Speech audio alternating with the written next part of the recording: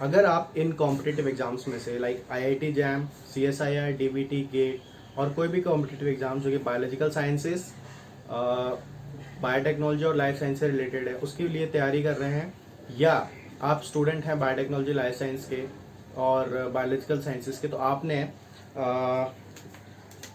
A T के बीच में जो डबल बॉन्ड होता है और जी सी के बीच में जो ट्रिपल बॉन्ड होता है जो कि स्पेसिफिक बेस पेयरिंग हम बोलते हैं, जो कि डीएनए में प्रेजेंट होती है, इसके बारे में जरूर सुना होगा।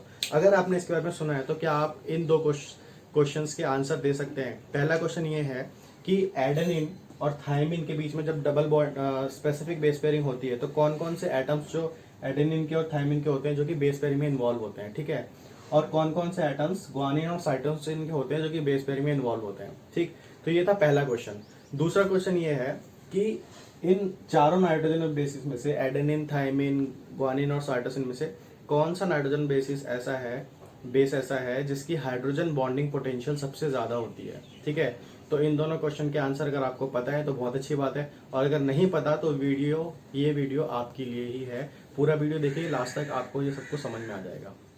नमस्ते, मेरा नाम संजय है और आप ये वीडियो देख रहे हैं हमारे चैनल बायोलॉजिक्स पर। अगर आपने हमारा चैनल सब्सक्राइब नहीं किया है तो प्लीज़ जाके सब्सक्राइब कीजिए सबसे पहले, और सब्सक्रिप्शन बटन के साइड में जो बेल आइकन है उस पर जरूर क्लिक कीजिए ताकि आगे आने वाली सारी वीडियो के नोटिफिकेशन आप तक सबसे पहले पहुंचे। तो ये चलते हैं हमारे सबसे पहले वाले क्वेश्चन की तरफ, जिसमें हम डिस्कस करने वाले हैं कि कौन कौन से ऐसे एटम्स होते हैं जो कि एडेनिन के और थायमिन के जो कि स्पेसिफिक बेस पेयरिंग में इन्वॉल्व होते हैं, ठीक है।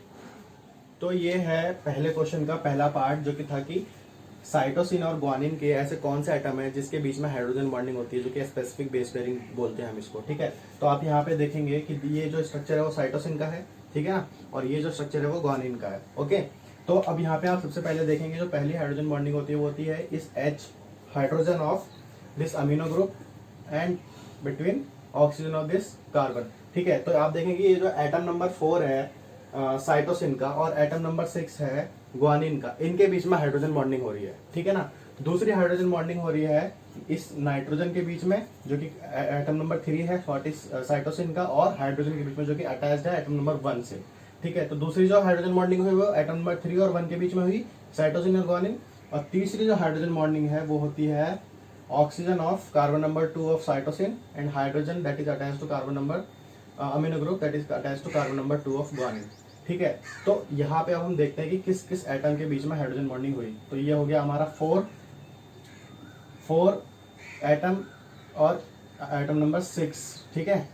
दूसरी हाइड्रोजन बॉन्डिंग हुई हमारी एटम नंबर 3 ऑफ साइटोसिन और एटम नंबर 1, ठीक है, ऑफ ग्वानिन। और तीसरी जो हाइड्रोजन बॉन्डिंग हुई वो हमारी एटम नंबर 2 ऑफ साइटोसिन और एटम नंबर 2 ऑफ ग्वानिन, ठीक है। तो ये थी स्पेसिफिक बेस पेयरिंग साइटोसिन और ग्वानिन के बीच में, ठीक है। Specific base pairing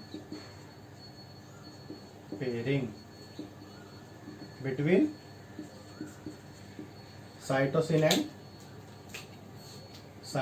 and guanine,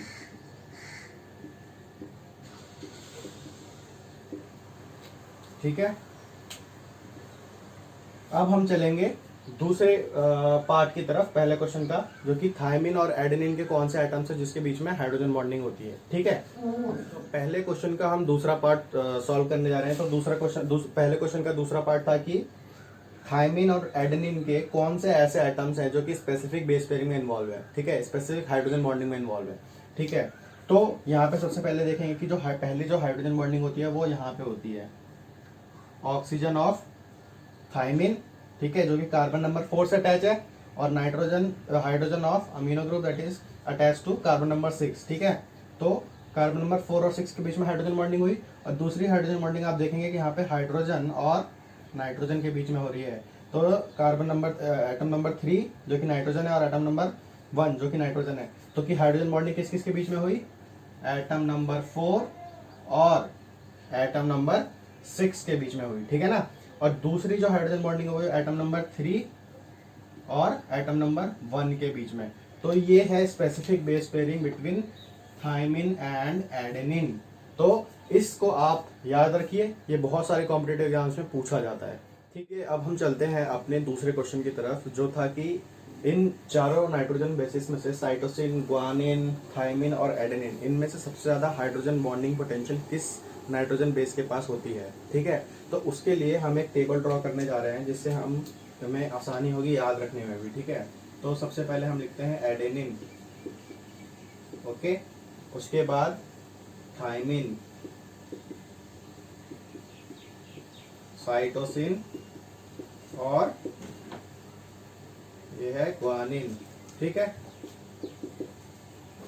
अब मैं आपको बता दूं कि जिस नाइट्रोजन बेस के पास सबसे ज्यादा नाइट्रोजन और ऑक्सीजन एटम्स होते हैं उसकी हाइड्रोजन बॉन्डिंग पोटेंशियल सबसे ज्यादा होती है। क्यों? क्योंकि जो नाइट्रोजन होता है और ऑक्सीजन होता है वो इलेक्ट्रोनेगेटिव एटम होता है ना, तो उसकी हाइड्रोजन बॉन्डिंग पोटेंशियल जो होती है वो सबसे ज्यादा होती है। तो अब हम क्या करेंगे, सबसे पहले काउंट करेंगे कि सबसे ज्यादा नाइट्रोजन और ऑक्सीजन किस में है, ठीक है।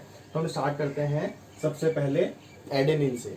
तो एडेनिन ये रहा। अब इसमें हम देखेंगे सबसे ज्यादा नाइट्रोजन ऑक्सीजन कितने हैं। तो देखेंगे कितने नाइट्रोजन इसमें, 1 2 3 4 5, 5 नाइट्रोजन है इसमें, ठीक है। तो हम यहाँ ऊपर लिख देते हैं कि नंबर ऑफ नाइट्रोजन एटम, ठीक है, और इधर लिख देते हैं number of oxygen atom, right. Now अब हमने काउंट किया कि एडेनिन में 5 हैं नाइट्रोजन एटम, तो यहाँ लिख दिया 5।